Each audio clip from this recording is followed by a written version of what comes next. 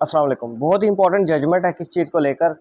कि एक औरत कहती है अदालत के अंदर कि जनाब अगर मेरे मुकदमे का फ़ैसला कुरान के ऊपर हाथ रख कर और मेरी बच्चियों के सर पे हाथ रख के कर दिया जाए तो मुझे वह मंजूर होगा। यानी औरत कहती है कि मैं कसम खा के कहती हूँ, जो दो तरीके मैंने बताए हैं, बच्चियों के सर पे और कुरान पाक पे हाथ रख के, कि जनाब मेरा सामान जहेज़ जो है वो शोहर के घर में मौजूद है और मुझे देने से इनकारी है, तो मुझे इस पे कोई इतराज़ नहीं होगा। और दूसरी तरफ जो मुद्दा लेगा वकील होता है, यानी शोहर का वकील होता है, डिफेंडेंट का वकील होता है, वो कहता है ठीक है हमें कोई इतराज़ नहीं है अगर औरत इस तरीके से कसम दे दे। वकील साहब कहते हैं अगली तारीख पे क्या होता है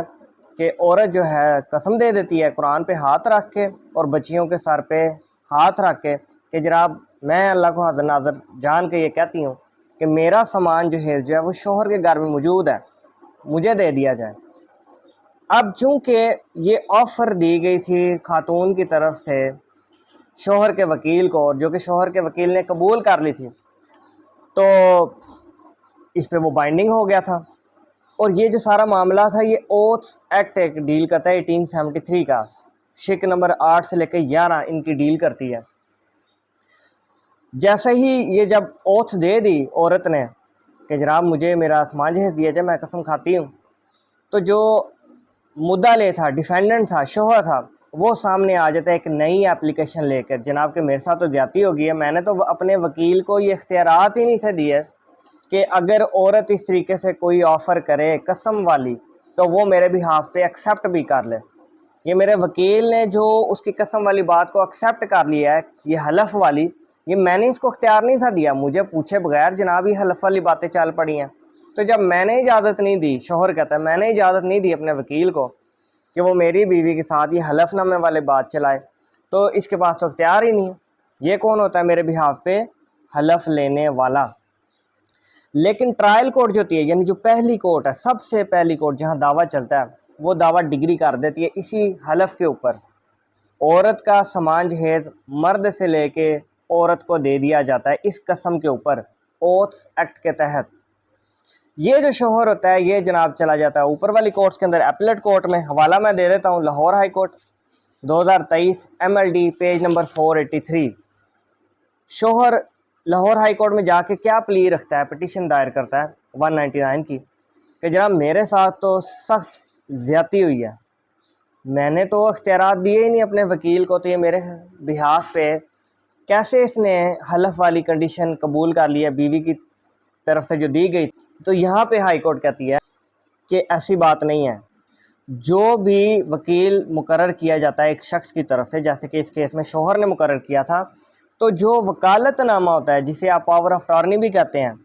वकालतनामे के अंदर एक शख्स अपना वकील मुकर्रर करते हुए इस चीज़ का अहद पहले ही दिन कर लेता है कि मेरे वकील का हर अमल मेरे पे बाइंडिंग होगा, मेरी तरफ से वो बयान दे, हलफ दे, दावा दायर करे, दावा वापस ले, गर्ज हर किस्म का कानूनी स्टेप जो इस मुकदमे में कभी ज़रूरत पड़ेगी वो इसको करने का पूरा पूरा इख्तियार होगा। और वकालतनामे के नीचे हर जो साइल होता है अपने साइन करता है। और फिर जज साहब ने ये कहा अपनी इस जजमेंट के अंदर कि ये एक सॉर्ट ऑफ कॉन्ट्रैक्ट होता है। यहाँ पे दो कॉन्ट्रैक्ट बने, एक साइल का अपने वकील से कि जो हर काम मेरा वकील करेगा वो मेरे पे बाइंडिंग है, ये कॉन्ट्रैक्ट है, और दूसरा इस मुकदमे को लेके कि औरत ने दूसरी तरफ से कहा कि मैं हलफ पे कहती हूँ कि मेरा सामान जहेज आदमी का घर है, और दूसरी तरफ जो शोहर का वकील है उसने उसको ऑफ़र को एक्सेप्ट किया, ठीक है अगर आप हलफ देती हैं तो हम हमारा डिसीजन कर दिया जाए, अदालत को कहा जाता है। तो ये भी कॉन्ट्रैक्ट था, ऑफ़र आई, एक्सेप्टेंस हुई दूसरी तरफ से, और कोर्ट ने फैसला कर दिया। तो कोर्ट ने ये कहा कि पहले ही दिन हर शख्स को अपने वकील को इख्तियारात देते हुए ये चीज़ का गौर करना चाहिए कि मैं किस चीज़ के लिए मुकर्रर कर रहा हूँ, बाद में कोई ना रोए, बाद में जब फैसले कोर्ट कर दे तो रोए ना। तो ये बहुत सारे लोगों को पता ही नहीं है कि हलफ के ऊपर फैसले किए जा सकते हैं, लेकिन जब एक दफ़ा आप उसमें एंटर हो जाएं सॉर्ट ऑफ कंडीशन कि आपने कॉन्ट्रैक्ट में आ गए हैं और अगली तरफ से हलफ हो गए, तो आप उससे बैक नहीं कर सकते। ओथ्स एक्ट डील करता है, लोगों को ये भी नहीं पता, वकला को भी अक्सर नहीं पता ये कौन से कानून के तहत होता है हलफ اور یہ جو قرآن پہ ہاتھ رکھ کے فیصلے ہوتے ہیں یہ ایسے ہی نہیں ہوتے. یہ 2 ایکٹس ان کو بیسکلی ڈیل کرتے ہیں. ایک تو اوس ایکٹ جس میں بتایا گیا کہ اوتھ کیسے لی جائے سیکشن 8 to 11. دوسری طرف کانٹریکٹ ایکٹ 1872 وہ بھی بتاتا ہے کہ جب اس طریقے سے آفر اینڈ ایکسیپٹنس ہو جائے پھر اس کی کیا کنڈیشن ہوگی لیگلی, کل کو کانسیکوینسز کیا ہوں گے. یہاں میں ایک اور بات بتاتا چلوں, ججمنٹ کے اندر ہی لکھا ہے کہ شوہر کے جو نئے منتخب کردہ وکیل صاحب تھے جو اوپر والی کورٹ کے اندر آئے, انہوں نے جان بوجھ کے صرف پٹیشن میں یہ لکھا تھے سارے معاملات کے اختیارات نہیں دی گئے وغیرہ وغیرہ جو بھی معاملات ہیں, لیکن کاغذ سارے انیکس نہیں تھے کیے. تو سپریم کورٹ نے ہائی کورٹ نے یہ کہا